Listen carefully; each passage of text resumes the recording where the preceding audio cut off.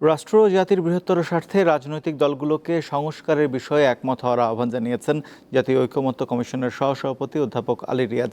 সকালে রাজধানীর foreign service একাডেমিতে রাজনৈতিক দলগুলোর সঙ্গে জাতীয় ঐকমত্য কমিশনের দ্বিতীয় পর্যায়ের আলোচনার সূচনা বক্তব্যে তিনি এই আহ্বান জানান।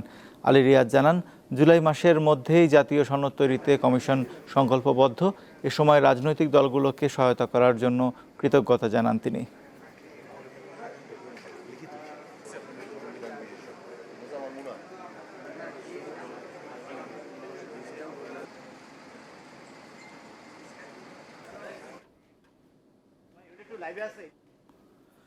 রাজধানীর ফরেন সার্ভিস একাডেমিতে রাজনৈতিক দলগুলোর সঙ্গে জাতীয় ঐকমত্য কমিশনের দ্বিতীয় পর্যায়ের বৈঠক চলছে। সেখানে রয়েছেন আমাদের সহকর্মী শিউলি শবনম, সরাসরি যুক্ত হচ্ছেন তিনি।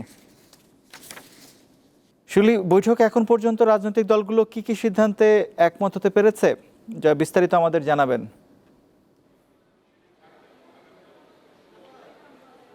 রাজীব, আপনি জানেন যে সকাল থেকে যে বৈঠকটি শুরু হয়েছে সংবিধানের ৭০ অনুচ্ছেদ সহ ৪টি বিষয় নিয়ে মূলত এই বৈঠকটি চলছে।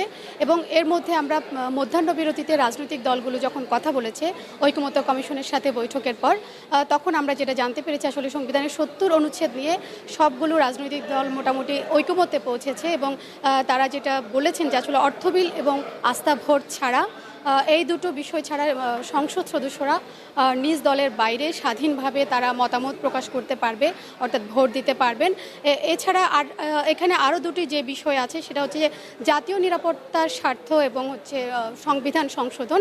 এই দুটি বিষয় নিয়ে বিএনপি যেমন জাতীয় নিরাপত্তার ইস্যুটি সামনে এনেছেন এবং আরও কয়েকটি দল সংবিধান সংশোধন নিয়ে কথা বলেছেন। এই দুটি বিষয় নোট আকারে অন্তর্ভুক্ত থাকবে, অর্থাৎ আস্থা ভোট এবং সংবিধান অর্থ বিল, এই দুটো বিষয়টি আসলে জুলাই চার্টারে অন্তর্ভুক্ত হচ্ছে সংবিধান সংশোধনের জন্য।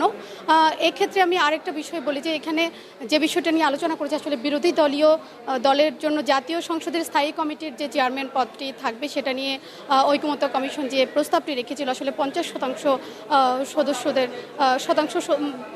সদস্য পদ যাতে পায়, এবং সেক্ষেত্রে রাজনৈতিক দলগুলো আসলে এক অর্থে ঐকমত্যে পৌঁছেছে, তবে তারা 50% বিষয়টি মানেনি। তারা বলেছে যে সংখ্যানুপাতিক পদ্ধতিতে যাতে দলগুলো আসন বিন্যাস করে সে বিষয়টি তারা জানিয়েছেন। তবে আরেকটি বিষয় আমি আপনাকে একটু জানিয়ে রাখতে চাই, সেখানে হচ্ছে এই যে এখানে এনসিপি এবং গণ অধিকার পরিষদ আসলে অন্তর্বর্তী সরকার এবং হচ্ছে ঐকমত্য কমিশনের বিষয়ে পক্ষপাতিত্বের অভিযোগ এনেছেন। তারা বলতে চাচ্ছেন যে কোনো একটা বিশেষ দলের পক্ষ হয়ে আসলে ঐকমত্য কমিশন এবং সরকার একদিকে ঝুঁকে পড়ছেন, সেই বিষয়টির তারা পক্ষপাতের সমালোচনা করেছেন।